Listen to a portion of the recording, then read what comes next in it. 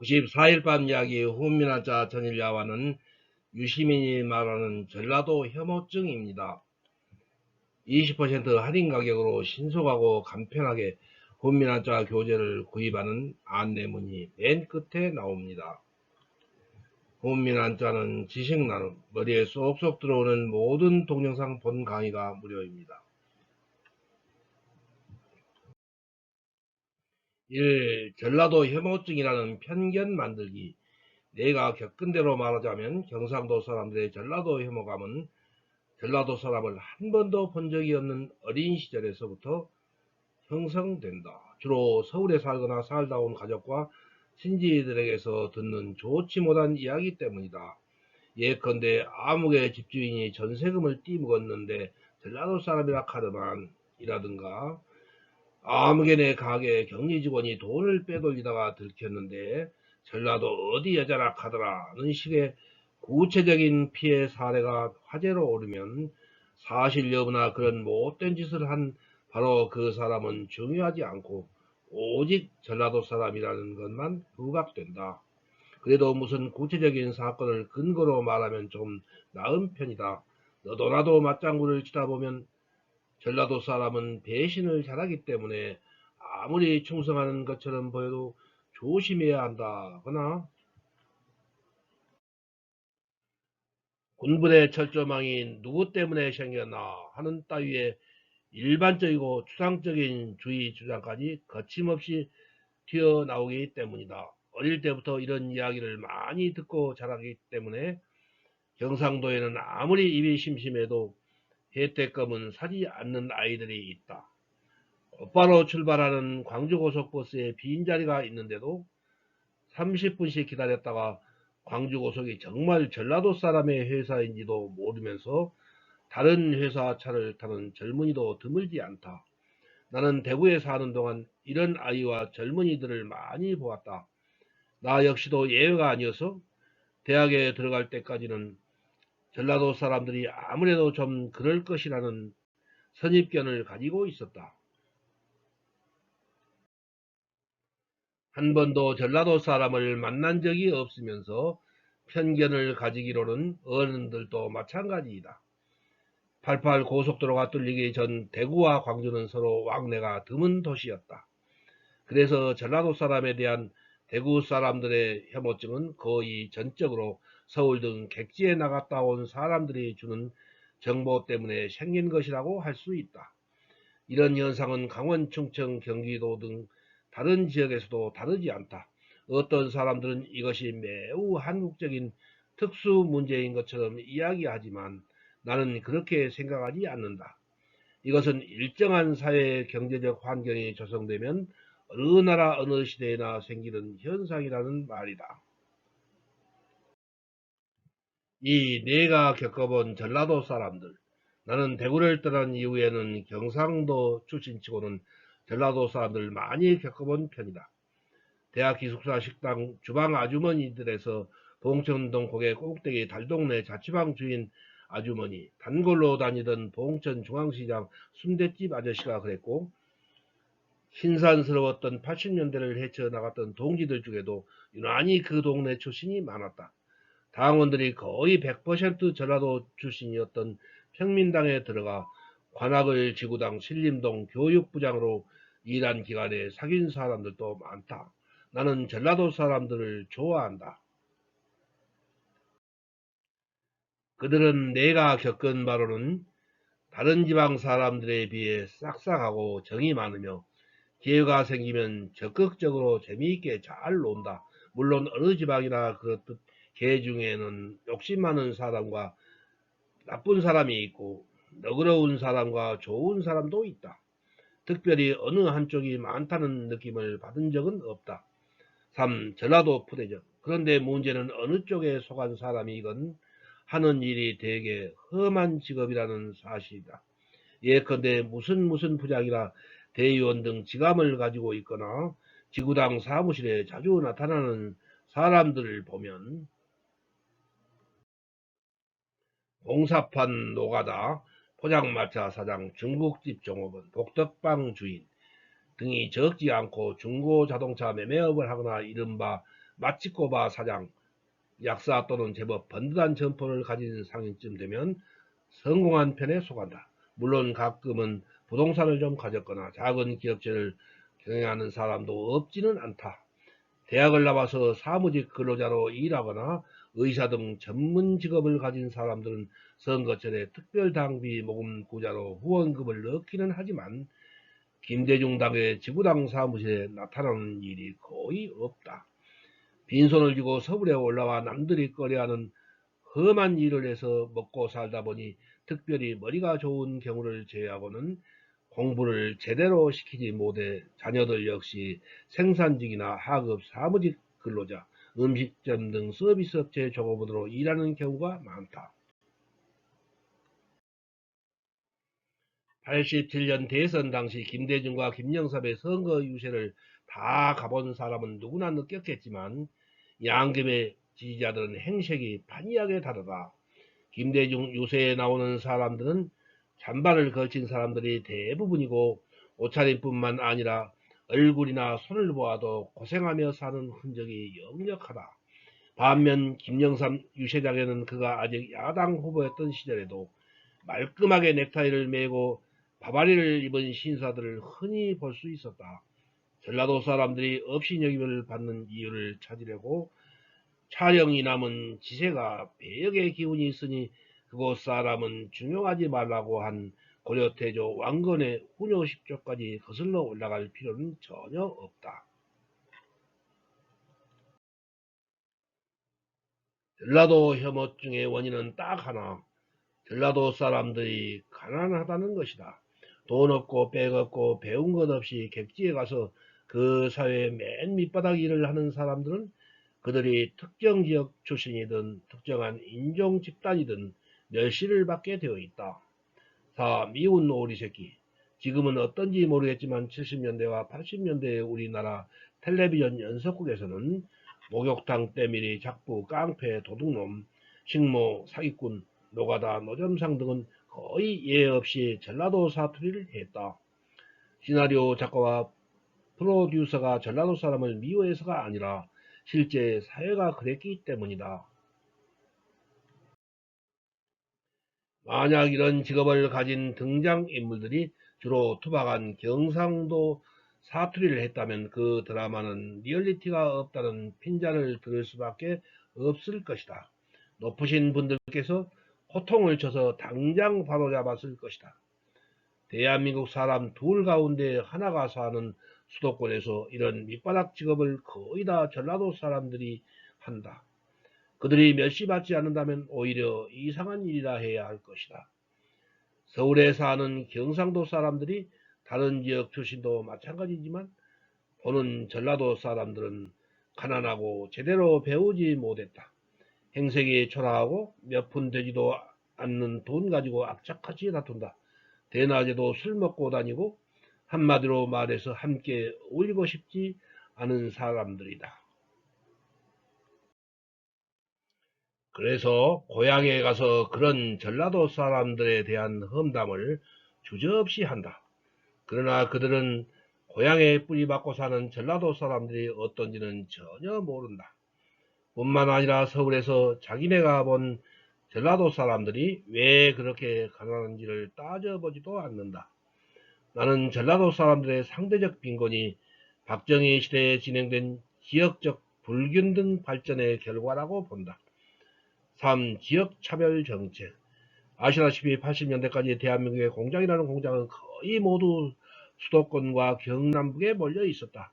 경남북이 전남북보다 산업 입지가 좋았기 때문이라는 주장은 타당성이 없다고 보지만 여기서 따지지는 않겠다. 따라서 경기도와 경남북의 시골 사람들은 농사만 지어서는 먹고 살 수가 없는 경우에도 그렇게 멀리까지 갈 필요가 없었다. 가까운 지역 공장에서 일하다가 유사시에는 언제든 고향집에 갈 수 있었고 서울까지 가는 것은 확실한 일자리가 있는 경우뿐이었다. 다시 내 경험을 가지고 이야기해보자. 우리 친척들은 친가와 외가를 막론하고 대부분 대구와 영천, 경주 일대에서 살았다. 내가 중학교에 다니던 70년대 초반에 나보다 나이가 서너 살 많은 친척 형과 누나들은 학교를 다니지 않으면 모두들 대구에서 공장에 다녔다. 누나들은 모두 시집을 가서 지금은 살림만 하지만 형들은 기술을 배워서 조그만 공장을 차리기도 했다. 그런 누나와 형들의 도움으로 고등학교나 대학 공부를 한 내 또래 사촌들은 서울이나 수원 등 대기업에서 일하고 있다. 반면 한반도의 곡창 전라도 사람들은 60년대 후반 이후에 진행된 농업 해체로 인해 가장 큰 타격을 받았고 그 지역에 산업시설이 없었기 때문에 무작정 서울로 갈 수밖에 없었다. 나이 들어 서울로 간 사람들은 몸으로 때우는 굳은 일밖에 할 수가 없었다. 기초 교육이라도 받은 젊은이들은 공장으로 갔다. 내가 개인적으로 충격받은 것은 특히 젊은 여성들의 경우였다. 대학 신입생이던 78년 여름부터 나는 구로공단 노동야학에서 선생 노릇을 했다. 호남선 완행열차를 용산역에서 내려서 길을 건너지 않고 버스를 타면 구로공단 행이요. 길을 건너서 타면 청량리 588이라는 말을 듣는 것이 그맘때였다. 야학 학생이 약 40명쯤 되었는데 거의 다 섬유, 봉제, 전자공장에 다니는 17에서 20 사이의 내 또래 전라도 처녀들이었다. 학생들의 신상 자료에는 월 평균 급여액이 나와 있었는데 매주 60시간 정도 일한 대가가 2만 5천 원 정도였다. 당시 학교 기숙사에 식비로 내는 돈이 2만 1천 원, 신림 구동 골목에 2인 1실 하숙비가 3만 5천 원이었다.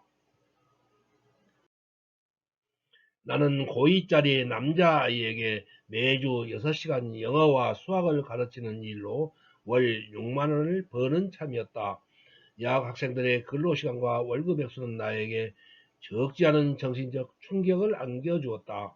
당시 많은 젊은이들이 그랬던 것처럼 나도 노동자들과 어울리면서 비로소 이른바 명문대학을 졸업한 사람들이 누리는 안정된 생활과 높은 지위가 불평등이라는 사회학에 오염된 열매라는 사실을 깨달았다. 별 힘은 없지만 박정희 정권의 유신 독재를 끝장내기 위한 싸움에 참여해야 하겠다고 마음먹은 것도 이때였다. 이 아이가 조금 엇길로 나갔지만 내가 말하려고 한 것은 분명하다. 서울의 전라도 사람들을 그렇게 만든 것은 전라도의 지세도 아니고 전라도 사람의 타고난 근성도 아닌 박정희 정권의 과격한 농촌 해체 정책과 경상도 위주의 불균등한 산업 유치 정책이었다는 것이다. 요 전라도 혐오증은 정신병이다. 이렇게 보면 전라도 혐오증은 단순한 감정이 아니다. 특히 경상도 사람에게는 치료하기가 매우 어려운 정신적인 질병이다. 경상도 사람들은 다 그런 것은 절대 아니다. 자기네가 30년 동안 대통령을 배출했다고 자랑한다. 그 대통령들의 잘못된 정책 때문에 피해를 본 전라도 사람들에 대해서 미안해하기는커녕 그들을 싫어하고 업신여긴다. 장기간에 걸쳐 반복해서 주위의 충고와 권유를 무시하면서 이치에 맞지 않는 주장을 하는 사람을 보면 보통 저 사람 제정신이 아니다 라고 말한다. 이런 의미에서 다른 지역 사람이라면 모를까 경상도 사람이 스스로 전라도 혐오증을 가지고 있다는 사실을 의식하고 있으면서 또 그것을 노골적으로 내보이기까지 한다면 이것을 정신병 말고 어떤 말로 표현할 수 있을까? 이 표현이 옳지 않거나 지나치다고 생각하는 사람이 있을지도 모르니까 구체적 예를 몇 가지만 들어보자. 7. 인종차별보다 더 심각한 지역 인사차별. 청와대를 포함해서 우리나라 정계, 군부, 관계, 재계 의사결정 구조 꼭대기에는 부산 벚국집에서 지역 감정이 확 일어나야 한다고 말한 전직 법무장관 김기춘, 우리가 남이가로 유명한 분입니다. 김기춘과 내무 관료들 같은 경상도 출신 나으리들이 앉아 있었다. 이 사람들은 평소에 인사권을 행사할 때 경상도 출신을 우대의 중요한 자리에 기용하면서 전라도 사람들은 출세길을 막아버린다. 그러고는 아주 중요한 직책에 사람을 쓸 때는 능력에 따른 인사를 하다 보니 경상도 사람이 좀 많게 되었다고 주장한다. 김영삼 대통령도 집권 중반기 내각에 전라도 출신이 거의 없는 것을 기자들이 지적하자 이런 말을 한 적이 있다. 옳은 말이다. 노른자의 보직을 여럿 거친 사람일수록 업무 능력이 뛰어나다는 기준을 가지고 사람을 찾으면 전라도 사람이 보일 리가 없다. 원래부터 노른자의 보직은 그 사람들에게 주지를 않았기 때문이다.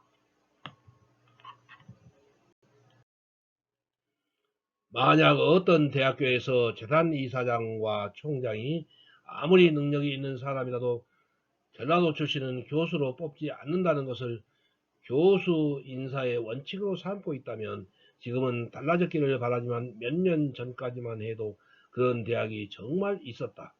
그런 사람들이 정신병 환자가 아니라고 할 수 있을까? 육군사관학교에 입학할 때는 전라도 청년이 경상도 청년만큼 수가 많은데 별을 단 사람을 보면 전라도 사람이 거의 없는 이유가 경상도 사람이 유전적인지 어떤지는 모르겠지만 어쨌든 지휘 업무를 더 잘하기 때문에 별을 많이 달았다고 누가 말한다면 이 사람을 제정신이라고 할 수 있을까? 우리 언론과 국민들은 일본에 사는 우리 동포들이 일본 사람에게 차별을 당하며 사는 것을 보고 경상도 사람이건 전라도 사람이건 다 같이 매우 분개한다. 이것은 당연한 일이다. 그런데 이상한 것은 그렇게 분개하는 사람들이 자기가 사는 대한민국에서 이루어지고 있는 지역차별에 대해서는 별로 분개하지 않는다는 사실이다. 민족차별이나 인종차별은 나쁘지만 같은 민족 안에서 지역차별을 하는 것은 괜찮다고 생각하는 것일까? 일본 사람들은 다 그런 것은 아니지만 예나 지금이나 조생띵은 더럽다고 한다. 그런데 식민지 주민 조생띵이 일본 사람들이 더럽게 여기는 일을 하면서 더럽게 사는 것은 당연한 일이었다. 그런 일에 부려먹을 생각이 없었다면 그네들이 조선을 집어삼킬 일이 없었을 것이니까. 그들은 또 국적을 포기하지 않는 조선인 또는 한국인이 일본 사회에서 정상적으로 살아갈 수 있는 길을 자기네 손으로 오늘날까지 여전히 막아놓고 있다. 조선인이 자기네가 더럽다고 여기지 않는 일은 할 수 없도록 해놓고는 그 입으로 조선인은 더럽다고 하는 것이다. 이런 짓을 하는 일본 사람을 제정신이 아니라고 생각하는 점에서는 경상도와 전라도 사이에 아무런 차이가 없다. 그런데 경상도 출신의 나으리들은 자기네도 똑같은 짓을 하면서 자기가 정신 나간 사람이라고는 생각하지 않는다. 다른 지역 사람들 역시 정신 나간 짓 그만두라고 충고하는 법이 별로 없다. 모두가 정신이 나간 것일까? 전라도 혐오증이라는 정신병은 고쳐야 해요. 전라도에도 요즘에는 공단이 생기고 있다. 중국 경제가 번창하고 서해안 고속도로가 다 뚫리면 더 좋아질 것이라고 하지만 그 정도로는 전라도 혐오증이 치유될 수 없다. 달동네에 몰려 사는 서울 전라도 사람들이 호화빌라와 고급 아파트에 사는 서울 경상도 사람들만큼 잘 살게 되면 이 질병의 발병 원인이 사라질 것이기 때문이다. 그래서 나는 문제의 본질을 덮어둔 채 막연히 우리 모두 지역감정을 청산합시다 하고 외치는 분들께 제발 좀 가만히 있어 주시라고 부탁하고 싶다. 그런 개탄보다는 속마음을 열고 소곤소곤 조용하고 끈기 있게 토론하고 팔도의 시민들이 저마다 다른 지역을 오가면서 그곳의 실정과 거기 사는 사람들의 심정을, 특히 전라도 사람들의 심정을 이해할 수 있도록 상호 교류를 지원해야 한다. 당장 효과가 눈에 보이지는 않겠지만 문제 해결에 차근차근 다가서는 바른 길이기 때문이다. 나는 전라도 혐오증이라는 이 집단적 정신병을 그 자체로서는 별로 해롭지 않는 지역감정 수준으로 완화하는 데만도 몇십 년이 걸릴지 모른다고 생각한다. 다음 95일 밤 이야기 호미나자 전일야와는 1. 귀천의 천상병 시인과 2. 운전수 너도 빨갱이야. 빨갱이는 죽여야 해입니다. 1. 오른편 할인 가격으로 교재를 주문하시고 교재 대금은 택배로 책을 받으신 다음에 입금하세요. 2. 주소, 성명, 전화번호, 책명 가격을 문자 메시지로 김정호 010-6258-1192로 보내주세요. 답변을 보낼 것입니다. 3. 교재는 오후 3시 이전에 신청하시면 바로 다음날 받으시게 하겠습니다. 토, 일, 공휴일은 수년. 4. 입금 계좌번호는 교재 뒷표지 안쪽에 있어요. 낙권 구매는 교보, 문고, 예스24 인터파크 알라딘에서 구입하세요.